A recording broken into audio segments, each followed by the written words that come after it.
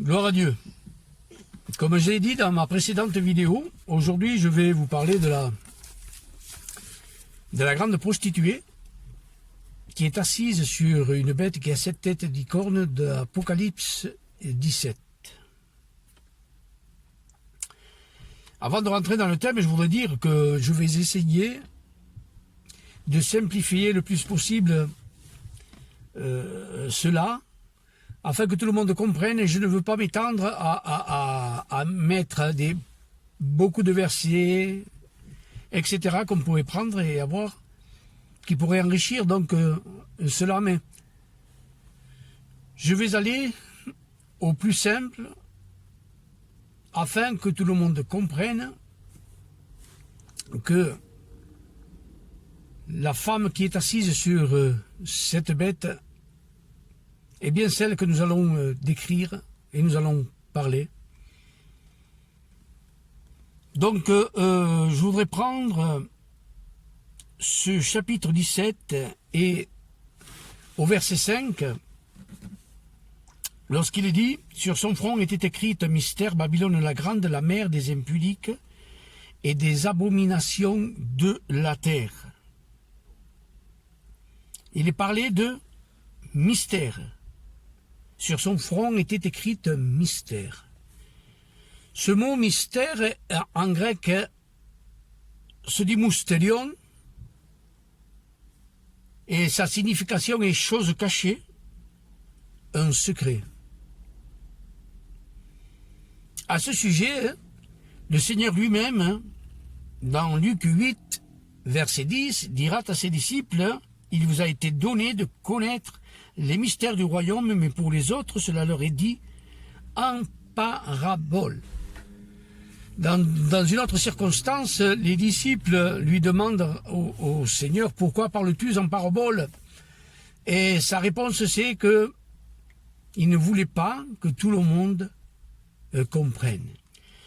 Donc, nous voyons dans ce verset qui dit « Il vous a été donné à vous de connaître les mystères du royaume » parce que Jésus leur expliquait ces mystères.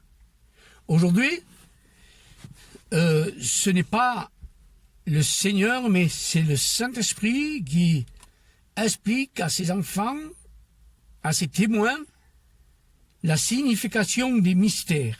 Et pour cela, pour connaître quelle est l'identité qui se cache derrière cette grande Babylone, assise sur cette bête qui a cette tête d'icorne d'Apocalypse 17, il est nécessaire qu'il y ait une révélation du Saint-Esprit. Des hommes, bien sûr, des pasteurs ont parlé à ce sujet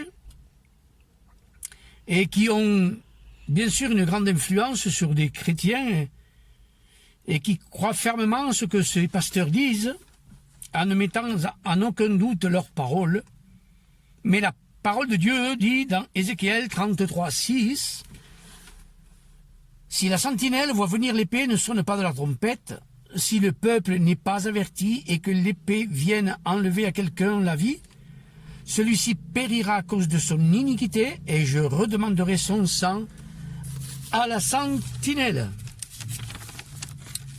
Donc il est parlé du son de la trompette de la part de la sentinelle.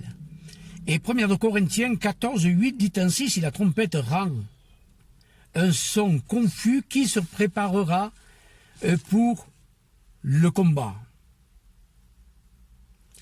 Alors il est vrai que si la sentinelle qui est positionnée sur un lieu élevé, admettons dit que le danger, faites attention, le danger vient du côté droit, alors toute l'attention de ces gens-là vont être mise sur ce côté droit, alors que le danger va venir du côté gauche. Donc il est très important, et encore plus pour des thèmes qui touchent au salut, de ce que l'on ne dise pas n'importe quoi par rapport à la parole de Dieu. Donc en revenant sur notre thème, il y a beaucoup de suppositions qui ont été faites au sujet de cette femme qui est assise donc sur la bête, ou plus précisément c'est une ville, car dans le verset 18, il est dit que c'est une ville. La femme que tu as vue, c'est la grande ville qui a la royauté sur les rois de la terre. Mais avant d'aborder ce qui est cette ville, je voudrais analyser, comparer par rapport au texte biblique qui elle n'est pas. Nous avons souvent entendu dire que cette ville, c'est Rome. Pourquoi? Parce que la ville de Rome est bâtie sur cette colline. Et dans ce verset 9 du chapitre 17, toujours bien sûr, d'Apocalypse, les 7 têtes sont 7 montagnes sur lesquelles la femme est assise. Mais le problème pour ceux qui soutiennent cette version, c'est que la parole de Dieu n'est pas d'accord avec cela. Et nous voyons le verset qui suit, le verset 10, qui dit « Ce sont aussi 7 rois, 5 sont tombés, un existe, l'autre n'est pas encore venu. » Il est dit que ce sont 7 têtes, ou 7 rois, et qu'à l'époque de Jean, 5 étaient tombés. Un existait et l'autre n'était pas encore venu. Si nous comparons tout cela à Rome, nous pourrions dire que cette ville était bâtie sur cette colline, mais que 5 sont tombés, et qu'une seulement restait à l'époque de Jean, et que l'autre colline serait aménagée plus tard, qui serait donc la 7e. Nous voyons que cette thèse est insoutenable d'après les textes bibliques. Une autre hypothèse qui est l'Église catholique. Pourquoi ne serait-elle pas l'Église catholique? Comme nous avons vu dans ce verset 18, il est dit que c'est une ville. Je viens d'entendre ces jours-ci un pasteur de langue hispanique qui dit recevoir beaucoup de révélations de la part de Dieu et de dire au sujet de ces 7 têtes que ce sont les 7 derniers papes et que Jean-Paul II, qui a été victime d'un attentat en 1981, et cette bête qui a été guérie de sa blessure mortelle et qui va ressusciter. En fait, des choses qui sortent mais carrément de ce qui est des choses de Dieu.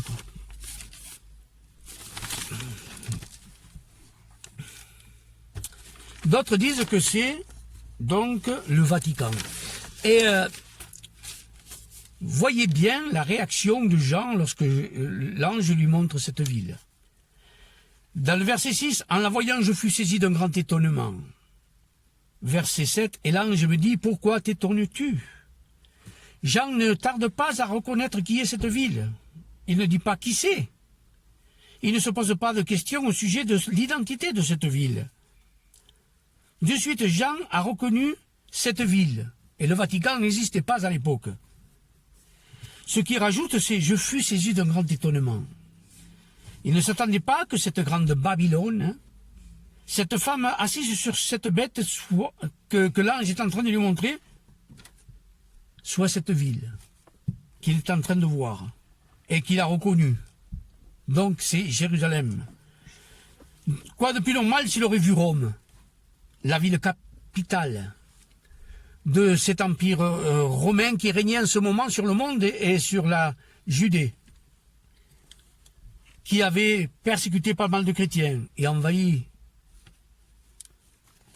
la Judée et Jérusalem aussi, bien sûr. Et dans ce cas-là, il n'aurait pas été surpris. Donc nous pouvons affirmer que ce n'est ni Rome, ni le Vatican, ni l'Église catholique que l'ange montre à Jean. Et encore moins, bien sûr, l'Europe ou Europa assise sur le taureau que nous avons entendu venant de la part d'un pasteur de Vieille Lumière, comme si Dieu pourrait nous parler du panthéon grec. Cela n'a aucune soutenance biblique, bien sûr. Nous allons voir donc, les caractéristiques qui décrivent cette ville dans ce chapitre 17. Et nous allons prendre 4 thèmes. La femme assise sur les grandes eaux, la femme sanguinaire, la femme prostituée et sa destruction. Comme j'ai déjà précisé dans mon titre, Jérusalem est cette grande Babylone, que je vais essayer de démontrer maintenant pourquoi cette grande Babylone que l'ange montre à Jean, c'est Jérusalem. Mais pour couper court à toute polémique déjà concernant l'appellation que Dieu donne à Jérusalem, est-ce qu'il appelle toujours ville sainte? Alors nous allons voir dans Apocalypse 11, 2, les nations fouleront la ville pendant 42 mois. Nous voyons que dans ce verset 2, il est employé ville sainte. Maintenant, si nous prenons le verset 8 de ce même chapitre, et leurs cadavres, en parlant des deux témoins, seront sur la place de la grande ville qui est appelée dans un sens spirituel Sodome et Égypte. Donc dans le verset 2, elle est appelée la ville sainte, dans le verset 8, Sodome et Égypte. Donc il ne faut pas s'étonner lorsque je dis que Jérusalem est cette grande Babylone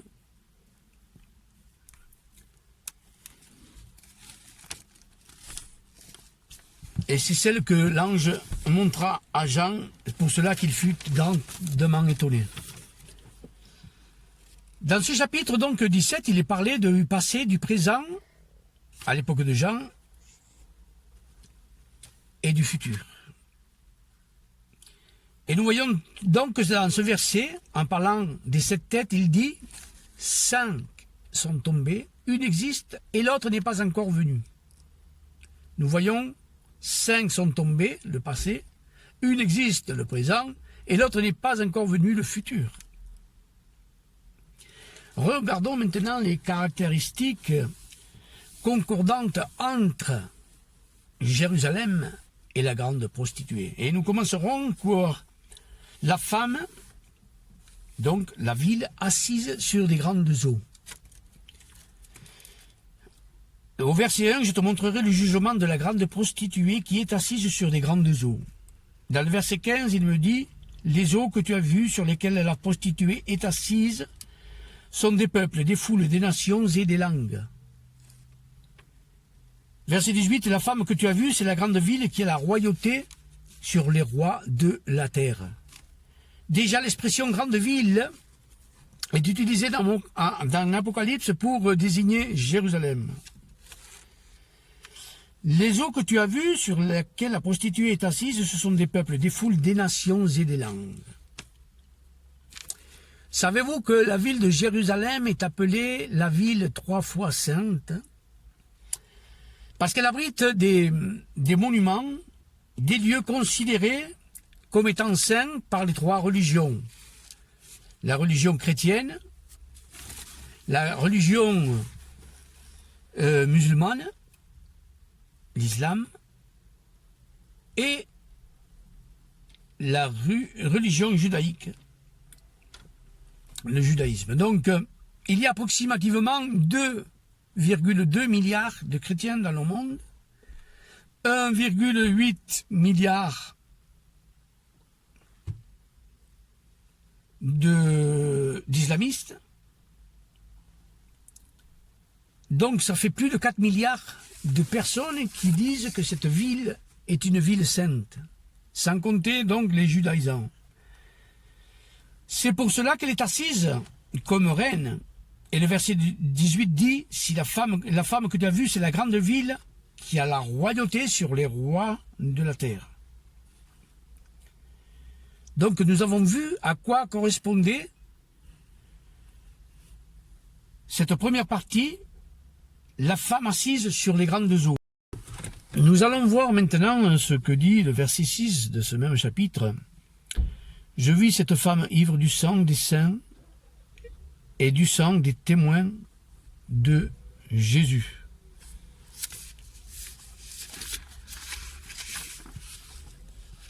Nous prenons Matthieu 23, 35.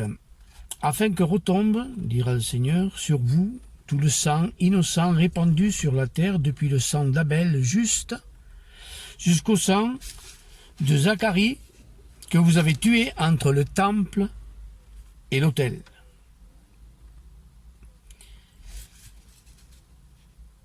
Dans Matthieu 23, 37, le Seigneur dira toujours « Jérusalem, Jérusalem, qui tue les prophètes et ceux qui te sont envoyés. »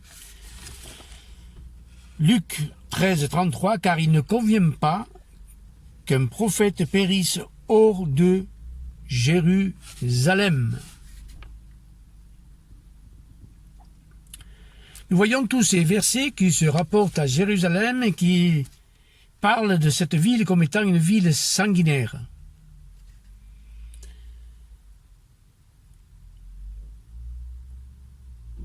Il est dit, les saints qui tuent les saints et ceux qui te sont envoyés. Ces saints sont les prophètes de l'Ancien Testament. Et bien sûr, aucune autre ville, ne serait-ce même pas Rome, qui a, oui, persécuté des chrétiens, mais dans l'Ancien Testament, Rome n'était pas présente. Et c'est toujours donc que c'est Jérusalem qui a tué les prophètes, et comme il est dit, dans Luc 13, 33, car il ne convient pas qu'aucun prophète périsse hors de Jérusalem. Ensuite, il parle des témoins de Jésus. Dans ce verset 6 d'Apocalypse 17, ces témoins de Jésus, il y en a eu plusieurs bien sûr, et parmi eux, on peut compter Jacques, qui en l'an 44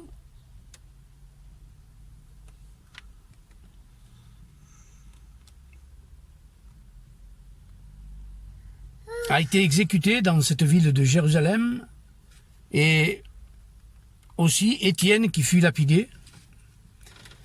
Donc nous voyons que cette ville sanguinaire convient bien à Jérusalem. Et dans Ézéchiel 22, il est dit « Et toi, fils de l'homme, jugeras-tu la ville sanguinaire ? Fais-lui connaître toutes ses abominations, ville qui répand le sang au milieu de toi, pour que ton jour arrive et qui te fait des idoles pour te souiller. Tu es coupable à cause du sang que tu as répandu. » Et donc, tout au long de ce chapitre 22, nous voyons qu'il lui est parlé à Jérusalem, dans le verset 19, 21, 24, etc. Le nom de Jérusalem est prononcé.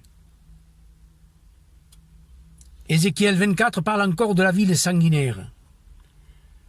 Je pense que l'on peut considérer, d'après la parole de Dieu, que cette ville sanguinaire correspond bien aussi à Jérusalem. Et voilà, nous avons touché ces deux thèmes. Maintenant, je ne voudrais pas prendre le thème de la prostituée. Donc, dans ce chapitre 17, verset 2, « Viens, je te montrerai le jugement de la grande prostituée qui est assise sur des grandes eaux. » Dans le verset 5, sur son front était écrit un nom, un mystère, Babylone la grande, la mère des prostituées et des abominations de la terre.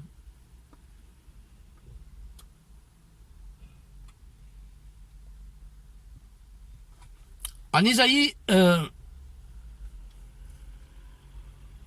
21, il est dit, en parlant de Jérusalem, « Quoi donc?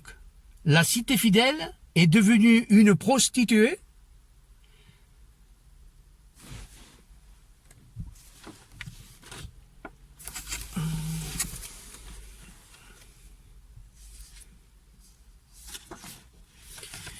Nous allons lire Ézéchiel 16.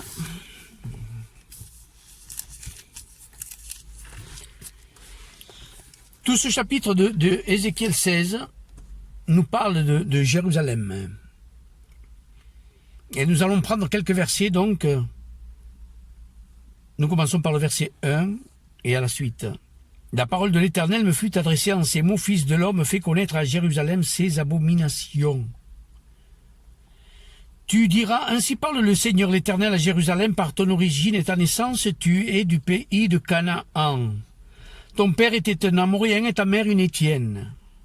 À ta naissance, au jour où tu naquis, ton cordon n'a pas été coupé, tu n'as pas été lavé dans l'eau pour être purifié, tu n'as pas été frotté avec du sel, tu n'as pas été enveloppé dans des langes.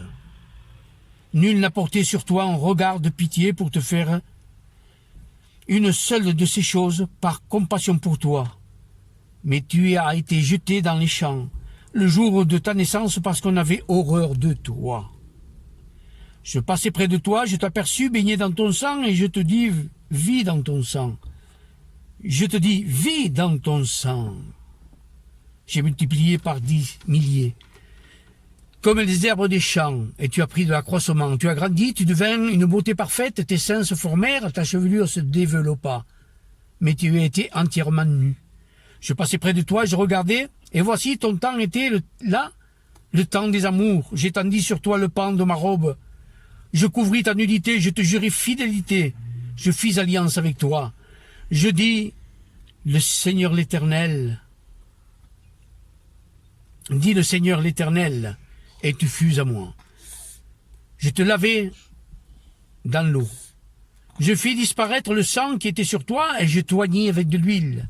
Je te donnai des vêtements brodés et une chaussure de potente en bleu. Je te ceignis de fin lin, et je te couvris de soie.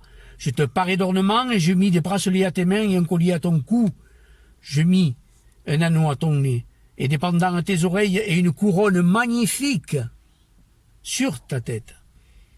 Ainsi tu fus paré d'or et d'argent, et fait vêtu de fin lin, de soie et d'étoffes brodées. La fleur de farine, le miel et l'huile furent ta nourriture. Tu étais d'une beauté accomplie, digne de la royauté. Et ta renommée se répandit parmi les nations à cause de ta beauté, car elle était parfaite. Grâce à l'éclat dont je t'avais orné, dit le Seigneur, l'Éternel. Verset 15, mais tu t'es confié dans ta bonté, et tu t'es prostitué. À la faveur de ton nom, tu as prodigué tes prostitutions à tous les passants, tu t'es livré à eux. Tu as pris tes vêtements et tu t'es fait des hauts lieux, que tu as garnis d'étoffes de toutes couleurs, et tu t'es prostitué. Rien de semblable n'était arrivé, et n'arrivera jamais. Cela se poursuit tout en parlant donc à Jérusalem, et reprend au verset 30, « Quelle faiblesse de cœur tu as eue, dit le Seigneur l'Éternel, en faisant toutes ces choses qui sont l'œuvre d'une maîtresse prostituée. » Verset 33, « À toutes les prostituées, on paie un salaire, mais à toi, tu as fait des dons à tous tes amants. Tu les as gagnés par des présents, afin de les attirer à toi de toutes parts dans tes prostitutions. » Nous voyons bien que Jérusalem est bien cette prostituée dont le Seigneur nous parle. Donc nous avons vu la femme assise sur les grandes eaux. D'accord ? Ensuite, nous avons vu la femme sanguinaire. Troisièmement, nous venons de voir la femme prostituée. Et nous allons voir sa destruction. Nous allons voir maintenant sa destruction. Donc toujours dans le chapitre 17, à partir du verset 16. Les 10 cornes que tu as vues et la bête haïront la prostituée, la dépouilleront et la mettront à nu. Elles mangeront ses chairs et la consumeront par le feu. Ils la mettront à nu, nous voyons, et la consumeront par le feu. Nous revenons au chapitre 16 d'Ézéchiel, qui parle toujours à Jérusalem, à partir du verset 35. Il est dit ainsi, « C'est pourquoi, prostituée, écoute la parole de l'Éternel. Ainsi parle le Seigneur l'Éternel, parce que tes trésors ont été dissipés et que ta nudité a été découverte dans tes prostitutions avec tes amants et avec toutes tes abominables idoles, à cause du sang de tes enfants que tu leur as donné. Voici, je rassemblerai tous tes amants avec lesquels tu te plaisais. Tout ce que tu as aimé et tout ce que tu as haï, je les rassemblerai de toutes parts contre toi. Je leur découvrirai ta nudité, ils verront toute ta nudité. Je te jugerai comme on juge les femmes adultères et celles qui répandent le sang. Je ferai de toi une victime sanglante de la fureur et de la jalousie. Je te livrerai entre leurs mains, ils abattront tes maisons de prostitution et détruiront les hauts lieux. Ils te dépouilleront de tes vêtements, prendront ta magnifique parure et te laisseront nu, entièrement nu. Ils amèneront la foule contre toi, te lapideront et te perceront à coups d'épée. Ils brûleront tes maisons par le feu et ils feront justice de toi aux yeux d'une multitude de femmes. Nous voyons le jugement de Jérusalem et par rapport au verset que nous avons lu d'Apocalypse, les 10 cornes que tu as vues et la bête haïront la prostituée, la dépouilleront, la mettront à nu, comme nous avons vu dans Ézéchiel. Elles mangeront ses chairs et la consumeront par le feu. Nous voyons vraiment que c'est Jérusalem, cette femme et cette prostituée que la bête et les 10 cornes vont haïr. Le Seigneur parle de ça, bien sûr, aussi. Luc 21, 20. Lorsque vous verrez Jérusalem investie par des armées, sachez que sa désolation est proche. Apocalypse 11, 2. Les nations fouleront la ville sainte pendant 42 mois. Le mot ici employé pour fouleront vient du grec pathéo, piétiner, écraser avec les pieds.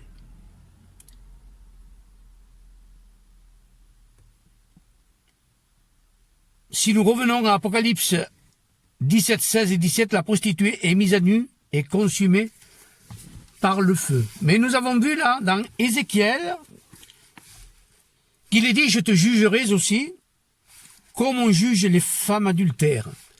Quelle est la manière dont on juge les femmes adultères? Et nous le voyons dans le Nouveau Testament, lorsque cette femme est prise en flagrant délit d'adultère, et que ces hommes amènent cette femme devant Jésus, les femmes adultères étaient lapidées. C'est ce qu'ont fait les Palestiniens avec l'intifada.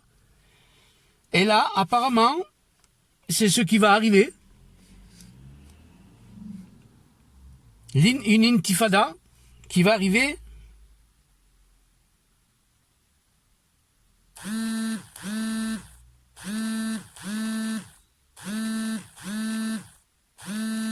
Je te jugerai comme on juge les femmes adultères et celles qui répandent le sang. Voilà. Voilà la quatrième thème. Quatrième thème de cette étude. Et c'est la première partie. Nous verrons la deuxième partie qui va parler des 7 têtes. Mais ces 7 têtes sont en relation, bien sûr, avec Jérusalem. Et nous allons voir. Et là, il ne peut pas y avoir d'équivoque. Car non seulement c'est la parole de Dieu qui le dit, mais l'histoire qui le confirme aussi. Voilà, que Dieu vous bénisse. À la prochaine. Amen.